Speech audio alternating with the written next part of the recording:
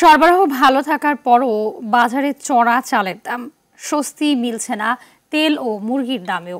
দর্শক, এ বিষয়ে বিস্তারিত জানাতে চট্টগ্রাম থেকে সরাসরি যুক্ত হচ্ছেন সহকর্মী সাইফুল মাহমুদ। সাইফুল, জানাবেন যে সরবরাহ ভালো থাকার পরেও কেন চাল ও মুরগি তেলের দাম ঊর্ধ্বগতির দিকে, সাধারণ মানুষ কি বলছে?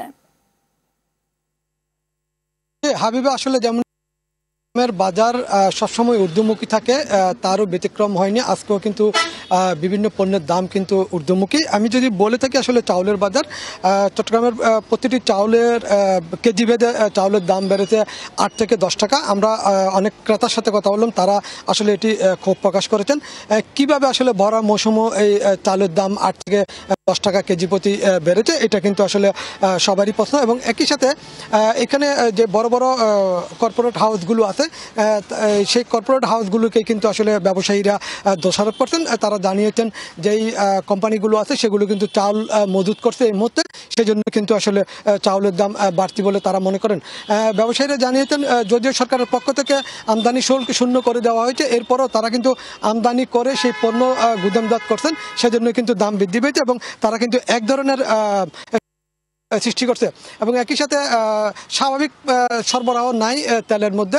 আমরা অনেক দোকানের সাথে কথা বললাম, তারা বললো আসলে তারা অনেক কষ্ট করে কিন্তু তেল সংগ্রহ করছে, তাদেরকে স্বাভাবিকভাবে যে তেল দেওয়ার কথা সেভাবে দিচ্ছে না। আমরা একজন দোকানির সাথে কথা বলবো এবং তার কাছ থেকে জানবো আসলে বিষয়গুলো। চাউলের দাম কত বেড়েছে এবং তেলের প্রক্রিয়া কি স্বাভাবিক আছে কিনা?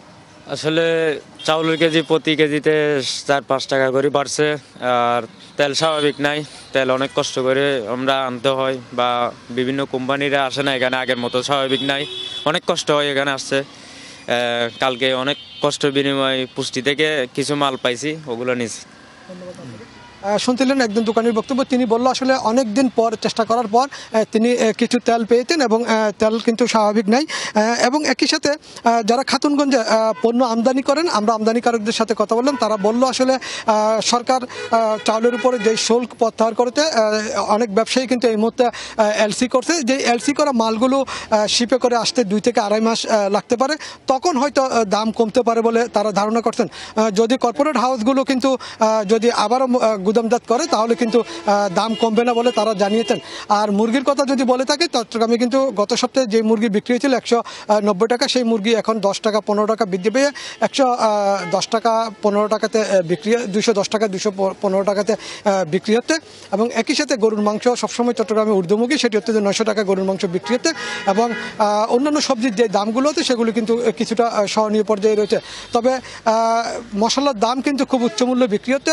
আমরা যেই দোকানে দাঁড়িয়ে আছি, তিনি গতকাল কিছু এলাচ কিনেছেন 4300 টাকা দিয়ে। তিনি বললো আসলে এলাচের কেজি প্রতি 1000 টাকার উপরে বৃদ্ধি পেয়েছে এবং সেই সাথে জিরাতে বেড়েছে 1 কেজিতে 150 টাকার মতো। হাবিবা, এই ছিল বাজার পরিস্থিতি নিয়ে আমার কাছে সর্বশেষ তথ্য। জি, ধন্যবাদ আপনাকে।